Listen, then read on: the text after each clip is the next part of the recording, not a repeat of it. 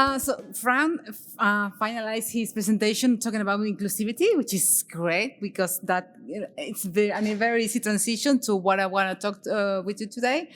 It's about I didn't have this line talk already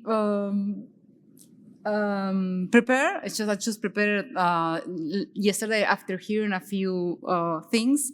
This is about inclusive naming. These are things that I don't want you to feel attacked or that you're doing something wrong. I just want us to consider a few things regarding the words that we use and how those can have some implications within the community. And since we are so interested and so caring about inclusivity in this community, I think these are worth mentioning and sharing with you all to provide some food for thought. So the first thing is, all the words are mostly okay. I mean, it's not an issue, and I know that there can be lengthy arguments about but why we can't use that word. I mean, what is wrong with that word? In general, there's nothing wrong with a specific word. It's about how some words, despite the dictionary definition, have some extra meaning, and many words reinforce stereotypes. So I think it's good if we try to consciously stop doing that and try to find replacement for some things. Not necessarily for us or oneself that know that they are inclusive, that they have a lot of attention to a lot of details, but because of the people that hear us, children, other person that hasn't been thinking about inclusivity or the meaning of the words. So, for example, there are some initiatives about specifically inclusive naming in technology. I'm going to share a few links in the next slide, but these are about the words that we use in our code and in our documentations. So traditionally, there are some words that are gender non-neutral, like man in the middle. You can use things like machine in the middle. It still is the nice acronym to it that we are all used to use. There are other words that I use, and it's hard for me to change. So I want you to know that I also, this is hard also for me, even though I'm very mindful of this. Like, I always use variable name like dummy or crazy, or we can instead use impacted or, I went to neurodiversities. I usually use variable like dummy and crazy, but you can use simple, placeholder, or wild, or instead of sanity check, validity check. I haven't used that, but I know that in some system they are referred to as crippled. Instead, you can say impacted or degraded. This is basically be mindful of minorities out there and people that have suffered or that are triggered by wars. For example, with abort or kill, those are triggers for some people. So maybe you can use halt, for stop, or anything that is about color. There are a lot of technology about black something, black hat, blacklist, or white, black hat, white list, with a strong connotation about meaning of those things. We can instead say other things like allow and deny list. Those, in fact, are more clearer words in terms of what they mean, right? So these changes like these, I know that they are not necessarily possible one day, from one day to another. It might take time depending on the size of the project, the politics on the project and all that. But just starting to thinking about and considering it is important because we can slowly try to incorporate this and spread the word among our colleagues or company or whatever, and go into hopefully a more inclusive code and documentation. And then I want you to think of the effect of the language, particularly in Spanish, for example. Everything has a gender in it, all the nouns and all the adjectives, and the default is to go to default to the male form of all those. But then on the other hand, you might have, when you refer to a group of people, you might have defaults to female, like for nurses, teachers, or cooks. while the language is still saying that they should default to male. So there are a lot of connotations in those as well. So I want us to embrace English, which is very easy to talk neutrally with. So that's very important. And I really like English because of that. Which leads me to, there are a few links about inclusive naming initiatives with a lot of details and replacement words. But then there's this thing that I keep hearing here, and I know it's very common in the United States, and I know it's very common in English. This is, hey guys. You know, if you go to hey guys CC, it explains why, despite being absolutely natural to use, and I understand it's how most of the native English speaker people has been raised. And guys, is to refer to a group of people. It's not inclusive. I mean, I don't feel identified when they're saying hi guys. I don't feel included because to me, guys is male. So yeah, you can read that and you can consider using that in your speech and slides and code and all that. Thank you.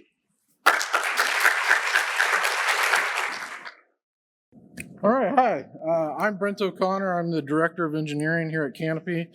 And I've been using Django since before version 1.0. So a long time, approximately 17 years. So I'm here to give you probably the most technical talk you've probably heard of the whole conference. Sarcasm.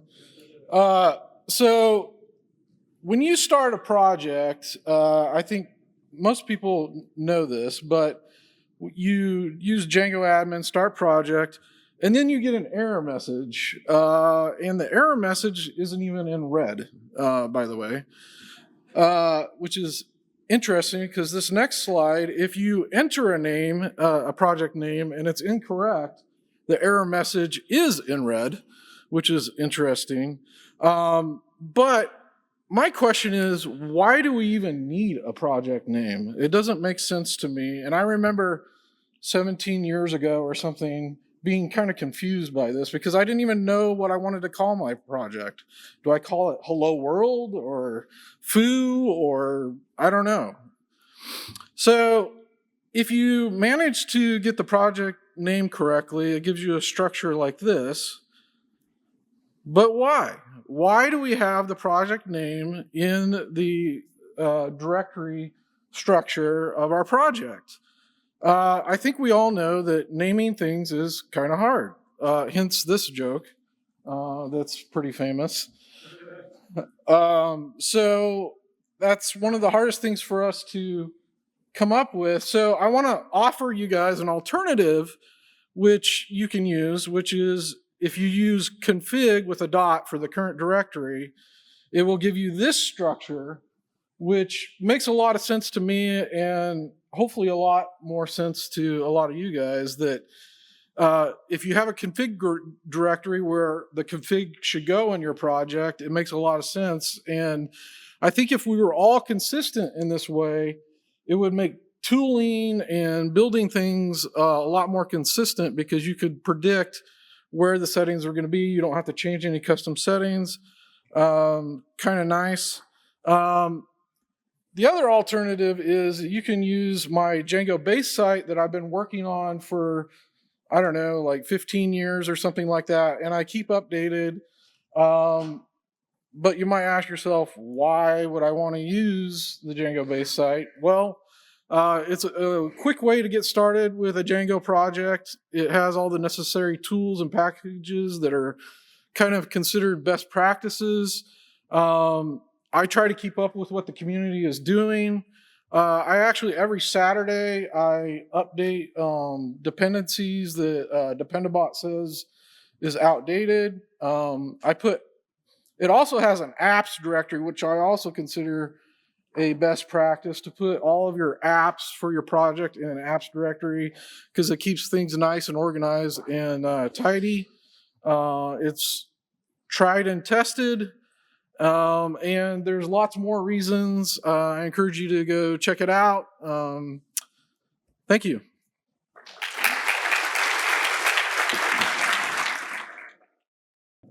All right, so my name is Levi Mann. I also work at Canopy, which is a small tech company in Manhattan, Kansas, just down the road from where Django was born. We don't really like the Lawrence people, but that's another story. And today I just wanted to kind of share a tool that our team uses for debugging SQL, because that's kind of something that everyone has to do. Whoops. So when you first start using Django, a lot of people have this mindset, right? Oh, it comes with an ORM. I don't have to learn SQL at all. I can just, write my models, make queries. This will be great. The problem is, once your project becomes more complicated, you might need to do some annotations and complicated stuff like that, and you inevitably get to a point where you have an unoptimized something somewhere, right? And so you're like, all right, well, I need to figure out what's actually going on. How many of you have used this? So that's like maybe the first thing you find, right? Oh, they have a way to print out the query that's being generated. Sweet. And in a lot of ways, this is a great way to start, right? Because you get immediate feedback on what's going on in your query set. It's a great way to learn how Django, the ORM, is actually generating SQL queries. One of the problems is, what if you don't know what query set is causing your issue? The slowness on your view, for example. And then another problem is the formatting for this. If anybody's tried to copy and paste it into their SQL client, is not always great. It's hard to read. Usually you have to dump it into something else to reformat it so it looks nice. And then even then, sometimes string quotes and everything's not the way you want it. So another tool everyone here has probably used is Django Debug Toolbar, which is wonderful. Gives you a ton more context, shows you all the queries that are loading on a specific page, prints them out nicely, gives you a trace back of what you, where the query was generated. And so it's very useful. But the downside of that is, what if I want to debug queries in a management command or a migration or a test, right? This just works for views because it's using the middleware. So why can't we have a little bit of the benefits of both? And so that's the tool that our team built and kind of uses for this use case. I'll get back to that. I was going to do a live demo and we'll see how this goes because they never go wrong. But so I have this basic Django site. It's a list view, and it has some statistics about the books in this list, right? What if I want to print out the queries? In this case, I could probably just use Django Debug Toolbar. Uh-oh. The spinning wheel of death.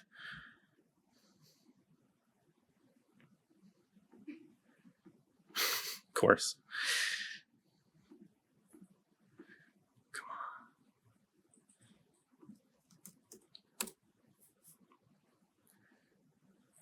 All right, so we built this context manager, and I have a live template for it. So you can basically put inside of your code the exact spot you want to debug the queries for, put that inside of this context manager, and it will print your queries to the console. So if we reload this page, demo. If we reload this page, there, okay. So here you can see we have a bunch of queries that are running on this page, and we can see there's 200, so that's a problem, right? Add our do select related and everything, that's great. You can see it does nice formatting and stuff, but what if I want to immediately run this query in my, my SQL client, right? So we can actually provide it a file path.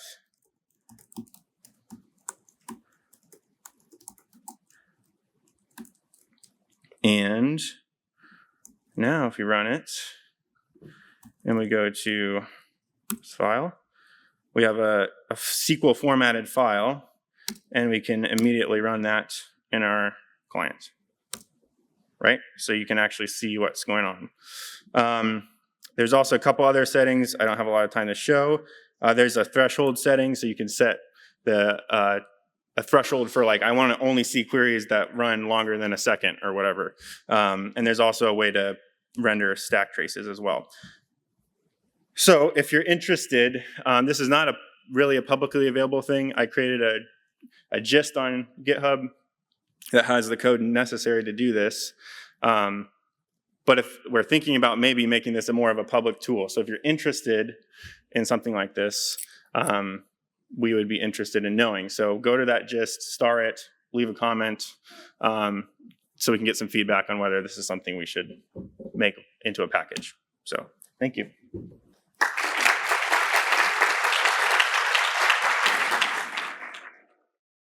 Okay, hello everyone, or should I say hey y'all for everyone being American. I'm Josh, it's lovely to meet you all, and we're going to be giving a talk quickly about CV or resume advice. So a quick show of hands. Firstly, put your hand up if you call it a CV. I'm in the wrong room. Put your hands up if you call it a resume. Okay, I stand corrected for once. Finally, can you please put your hand up if you believe you have a good CV? Hopefully, I'll be able to give everyone else some tips from this then. Firstly, why am I giving CV advice? I'm a recruiter and we look at CVs all the time. We get thousands of inquiries. If you popped over to say hello to us, thank you, brilliant. We donate, we're a gold sponsor, donate to the DSF. We set up the Django Social as well, and we do lots more. So please come and check us out. So CV basics. First, and probably foremost, the good. So try to stick to using one font. It looks clean, it's tidy. Headings, subheadings, you'll see as we go throughout. Use your location, you don't need your street name and door number, and create an email address. On the flip side, the bad and the ugly, don't use Josh O'Brien is sexy at hotmail.com. It's not a good look. You don't need your age. Let's get rid of that. Like I said, the full address already. And you certainly don't need that you were a paper boy or that you did GCSEs, or I don't know what you call it here, but it's something. What Drew said. Thank you. Let's go straight into it then. So top of your CV, as I said, your name. Go with the title that you want. Go for the title that you're looking for. Basic information. Please include URLs to LinkedIn, your GitHub, and other things as well. A short bio. Tell me who you are. And tell me what you've done, the amount of experience that you have, and then tell us what you're looking for. We're just going to start continuously getting some repetition about what you're hoping to do, what you're hoping to find as your job. List your key skills. Do not list absolutely everything that you've worked with.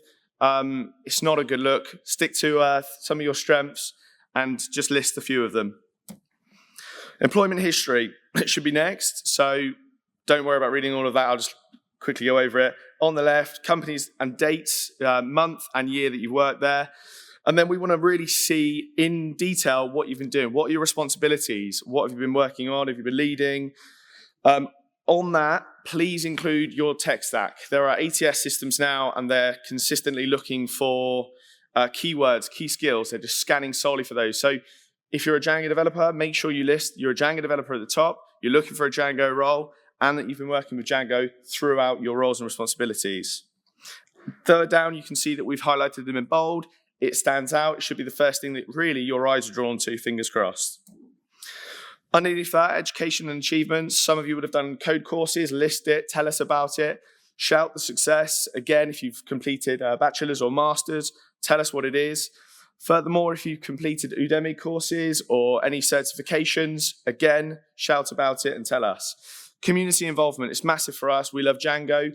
Tell people if you've been contributing to open source projects, if you've been a mentor, if you've attended a conference like this, it means that you're passionate about your learning and development and your career. So tell us, tell people on your CV.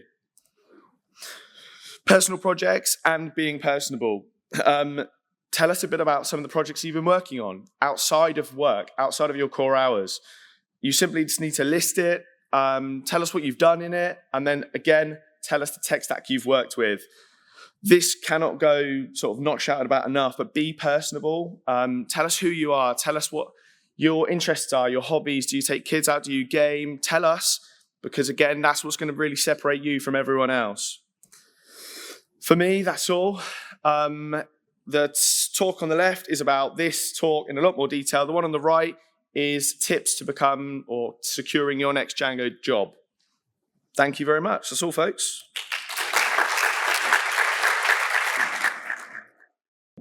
Hi, everyone. My name's Samir. I'm a software engineer at NVIDIA here in Durham. I've been working with Django for about 3 years now, and was really excited to come to the conference. I really enjoyed the talks.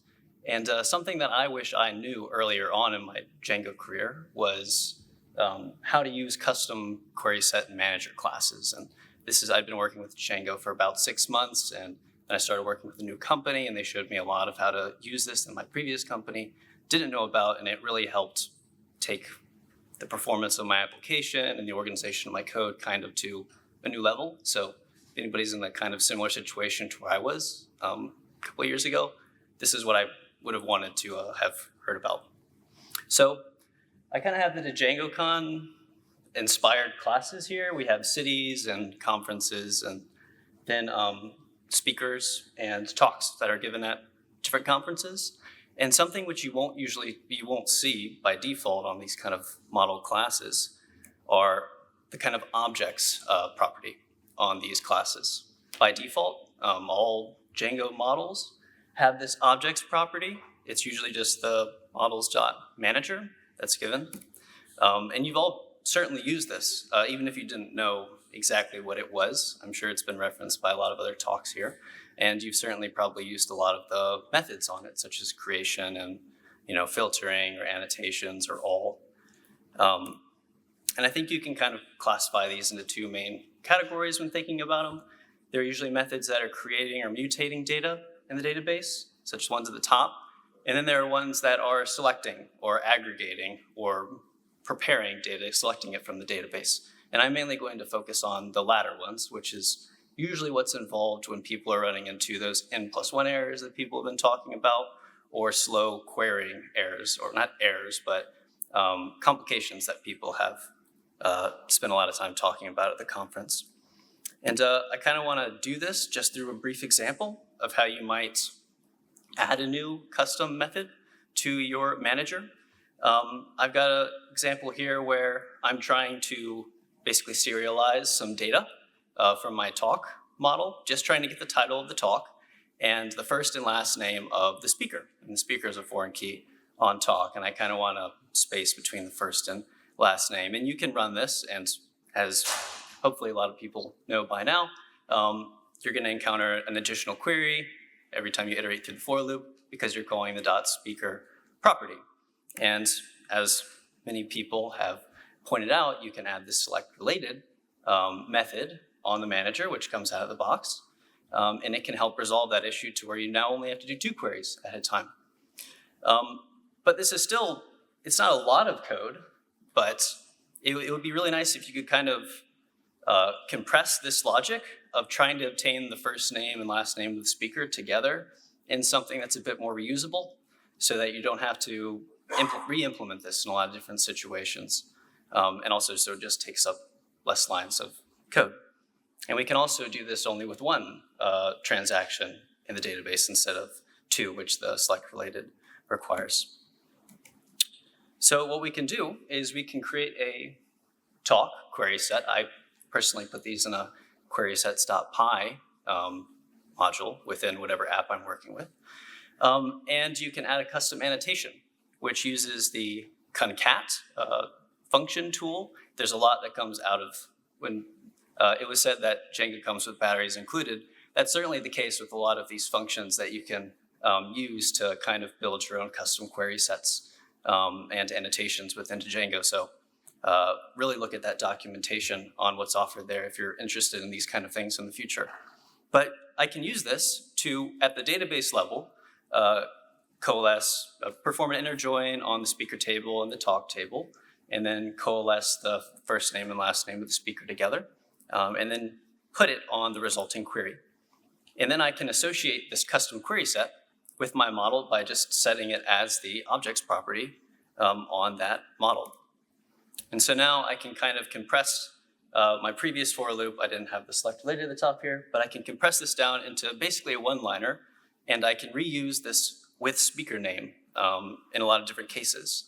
I can also chain other properties, other methods onto this query set, like you would be able to chain filtering or exclusions together. So I can get the ordered names if I wanted to, and I can order by this annotation. And in terms of just using these in the future, where I really like to use these, other than just annotating values on, if you have a lot of complicated filtering logic, perhaps there's a client request that you're taking in and you identify the user, and then you want to filter the talks by whoever the user is, you can use this within various view sets in a reusable piece of code by adding different properties such as filter by some complex logic, and then you can add those other annotations on. And thanks. Hi everyone, I'm Marcelo Liceche. I'm a developer from Paraguay and I help to organize the Python Paraguay community. Before we start, this is Paraguay. It's located in South America. So, well, I'm going to talk about this project that is a community project that was built in Paraguay by the Python Paraguay community and some friends. And the idea was to know what is the air quality at the moment. Why? Because we have a lot of forest fire, large clandestine emission, garbage burning, and insufficient government control. And we didn't have like an official government, like the official government agency wasn't, it only had like one sensor. And we had a few other issues. Like this is right now how is South America, the air quality. Like in Paraguay at this moment, like in Asunción, it's pretty bad. This is from a couple weeks ago.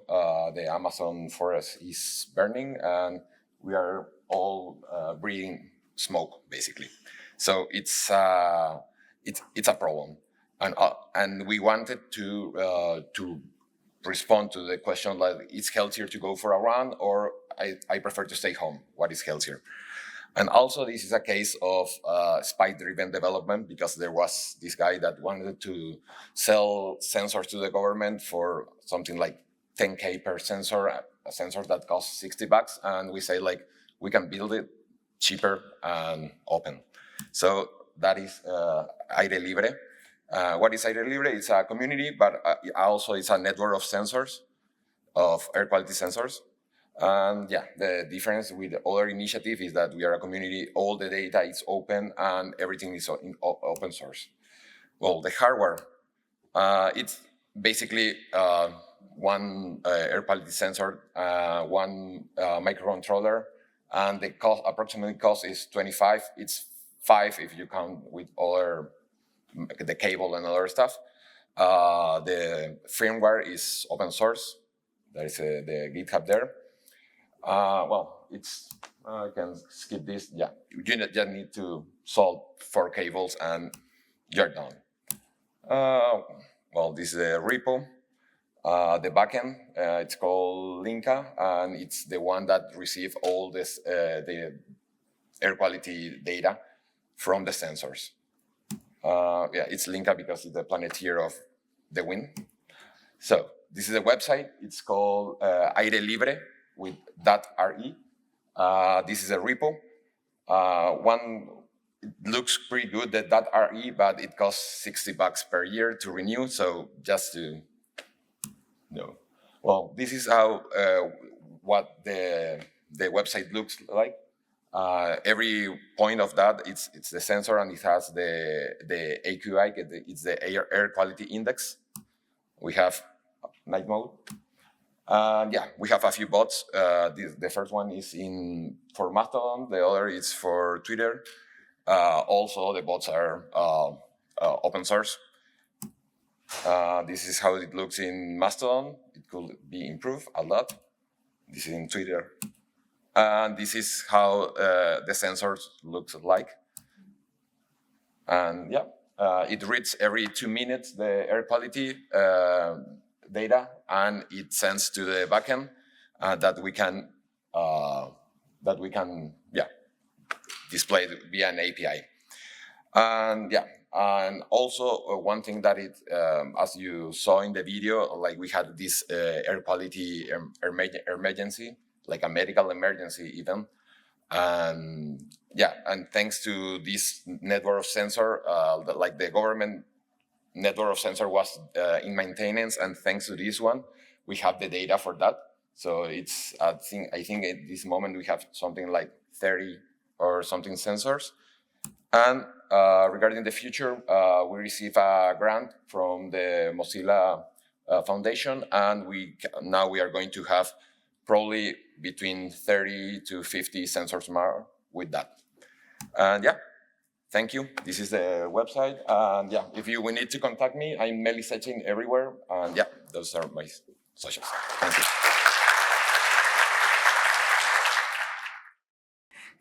Good afternoon. I know we are so hungry, but this is just going to take a few minutes, I promise. My name is Abigail, but most people know me as Afi. I go as Afi, that's my traditional name. I'm going to show you certain pictures which will highlight some of the things we've done in Ghana across the communities that are related to Django, like Django Girls, Django Social, and then Pi Ladies Ghana. Because in Ghana, we are sort of intertwined. We do things together. So you see the same people or similar people in Django Girls, in Pi Ladies, and also Django Social and the other communities. So for Django Girls Ghana, we've had 1 or 2 events from the beginning of the year till now. So this is the first event that happened in January, the ending of January, and that was the Django Girls in Ho. So this is a picture of when we concluded the workshop, and that's Kafui in the corner there. Django Girls is not going to be complete without cupcakes and hugs, because that's one of the things that we do there. So that's one of the things that we had during the Django Girls event. Now, to Django Social Ghana, we had our first meeting, which it was more like an inaugural chat where we just talked about what we were doing. It was like a way to relax, because that's the aim of having a social, and it was great. So yeah. So that's Kafu and then Get Heart in the corner there. Moving on to Pi Ladies Ghana. As I said, all these communities are very different, but we are kind of the similar people in all of them, or most of them. And I'm also an organizer for like all the communities shown here. So we've had a lot of events, but let me just highlight just a few. So this one is a cybersecurity event. We had like a 2 weeks workshop where that was held at the Stanbic Bank Incubator in Ghana, Accra, Ghana. And it was to train people on the offensive side of cybersecurity, because it's a topic or area that is normally untouched, especially in Africa or in Ghana. So in the end, they were able to create projects and also get skills to find ways of hacking or seeing certain things, vulnerabilities in networks. Also, moving on, so for Pi Ladies, we also have events that are online aside the in-person. So for online, we have more of chats, we have workshops, we have tutorials. So this was an example of one like that on X. So I just wanted to spend time and like highlight the awesome leads that I also work with. I know my picture is not up there, but I'm here so you can see me. So we have Stancy, we have Kafui, we have Gerhard, we have Ya, we have Jifa, we have Julius, we have Dorothy, and so many others. But these are the people who have put in so much work from the beginning of the year till now. We have one Python conference coming up in Ho in Ghana, which I'm going to keynote in October. So please, yes, keep an eye for that. And I think before the Python Ho conference, we'll have a Django Social to end the year, and then we'll prepare for the next Django Social event for next year. So thank you so much for spending time to watch these pictures. And yes, if you want to find a new way of getting involved, or you want to just give me feedback, thank you so much. I'll be open to that. Have a nice day. Right, just want to say I'm going to run through this. I wrote it this morning and I haven't practiced it, so I'm going to try and get it in 5 minutes.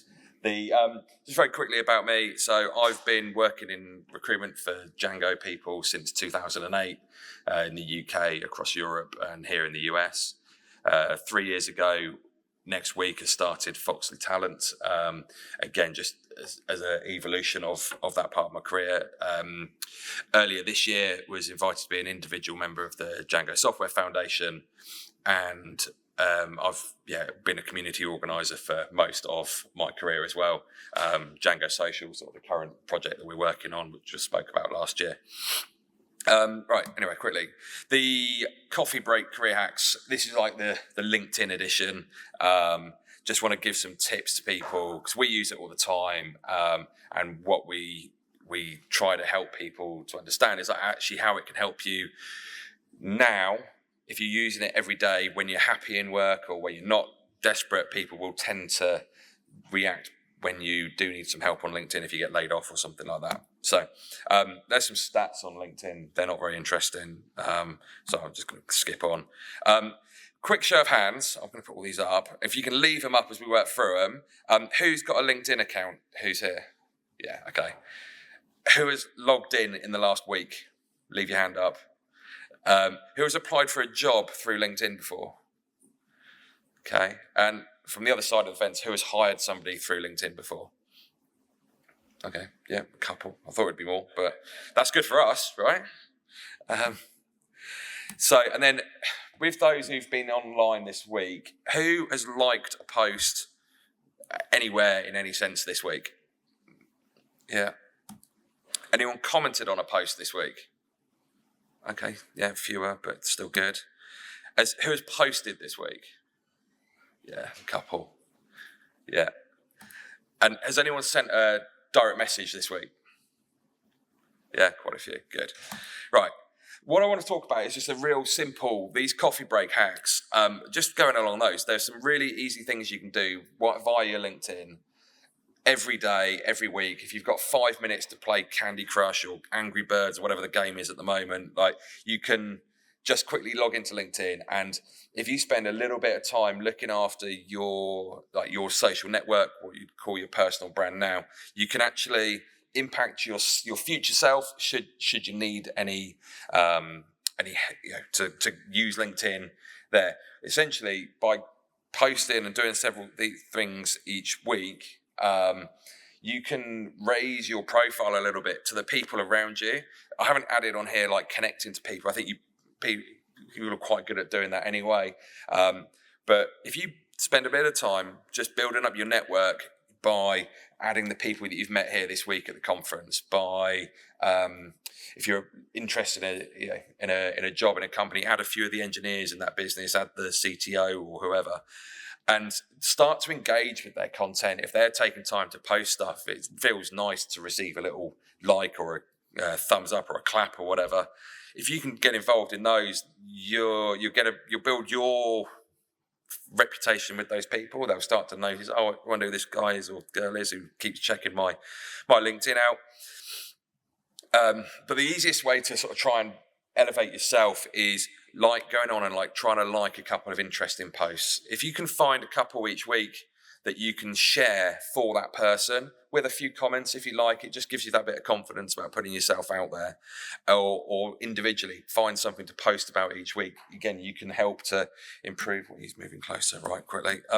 What could you post? There's all sorts. You can post, if you've been here this week, take a picture, share it online.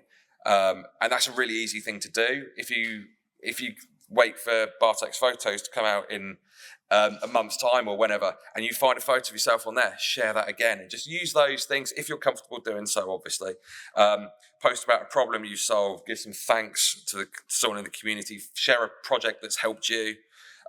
These are just some of the pictures I've seen through the week here and just pulled together. But this is why you're trying to help yourself out, showcase your knowledge. But then when you do come to that point where you need to look for work, if you post something like this, hey, LinkedIn, I'm looking for work, these are the things that I do, this is what I'm in, you're going to have people who know who you are by this point, who are going to help you and engage with you. If you don't believe it, followed up with this one a couple of weeks later, basically saying it turned out to be a really good idea to shine up the CV, put out a call for work on my socials, people are engaging with me and coming to me and helping me out, which if I hadn't done that stuff before, wouldn't have happened. Thank you. This is me on LinkedIn. If you want to connect, if we're not already, we probably are, and this is how else you can find us. But thank you. Hello, everyone. So my name is Álvaro Justin. I'm also known as Turicas on my social networks, and I'm here to talk about storing data on QR codes. So I've been using this Python QR code library from Linkoloop. Thank you, guys. In many projects, like to creating short URLs, and it's like the most, I think people use QR codes for sharing short URLs, making payments. In Brazil, for example, we have a system of payment since 2020, and that's like instant for every bank, and people can share QR codes to share the payment details, tickets, inventory, but it can store data, like almost 3 kilobytes of data. And here's a little example. I can put, for example, a text, hello DjangoCon US. And if you scan this QR code, sorry, you're gonna just see the text. It's not an URL, you know? And actually, the code to create in Python is pretty simple, so you can use it to store other information you want to share between systems, for example, like some specific IDs or other things. The limit is actually your camera app. So when you point your camera app to a QR code, what it does is detect the data, the content in there. And for example, if it starts with HTTP or HTTPS, it's going to open the browser, right? So what I've done is to read the Android documentation on the camera app to try to see which are the list of file types it could detect, and then open other kind of apps, right? So for example, if it detects just a regular text, it's going to show the text on your screen, you can copy it. It starts with HTTP, it will open the browser, but then I found that it can also read vCards. So this is a QR code, more dense, right? And here I stored a complete vCard file. This is my contact information, by the way. And then what I've done is use a Python library to create the vCard file, and then I just pass all the content into that QR code I've created. So here is a little script I've uploaded to GitHub. You can use it, and you just need to install the QR code and vObjects libraries, and you can call the script and pass all the parameters. José Carlos da Silva is like John Doe in Brazil, in Portuguese, I mean. José Carlos is like the most common name in Brazil. So when, for example, you are scanning this QR code, it's going to show you an option to add as a contact, and all the information is going to be filled. Obviously, it depends on your operating system, your camera, etc. Maybe some of the versions won't support it, but generally it works, right? And the ironic thing is that I have here a card with this QR code with a vCard inside printed. So when you are at a conference, you can just show your card, people scan it, and offline, they will get your information. So you don't need to reach to an URL or something else, you know. That's it. Hope you like it.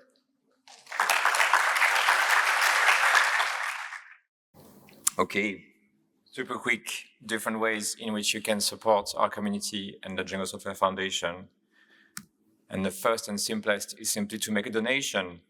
I hear from Jacob, we got about $700 worth of donations in the conference so far. I'd love to see that number go 10 times higher by the end of the conference. And if you come by to say hi after you made a donation, I'll give you a very limited edition Django Pony Holo sticker. Simple as that. Second option is to purchase a PyCharm license, new license, or if you've not used it in a while and want to renew. They give us 100% of the cost of the license. I can't stress enough how good of an offer it is for us. And if you do that right now and come say hi, I will give you a Django Pony. Up next, Frank earlier today mentioned Malcolm Trednick, one of Django's early contributors. We have an award to recognize people who do work off the standing of Malcolm's. And the award is up and running for an extra week, and I'd love to see more nominations for the people in this room who represent this ideal, and also for the people who aren't in this room. This award is quite a significant monetary prize that can help people join those events. And finally, we have our board elections coming up, and nominations for these elections open as of today. I'm on the board. I've been on the board for a year. I can't stress how high purpose and high reward and high impact this type of role is. It's not for everyone, but you should definitely nominate yourselves, nominate people you know as individual members, so you get to vote in those elections, and also consider nominating yourself as a board member. That's me.